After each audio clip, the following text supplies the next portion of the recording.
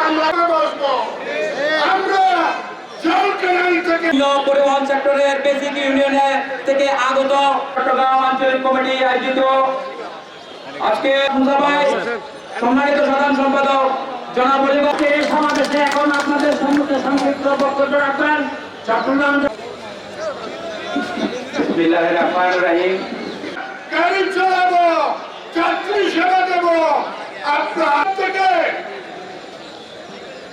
আমরা আন্দোলন আছি ফেডারেশনের যে কোনো দিক নির্দেশ সমাবেশ উপস্থিত হয়েছেন আমরা মেডিকেল শুভ পরিষদের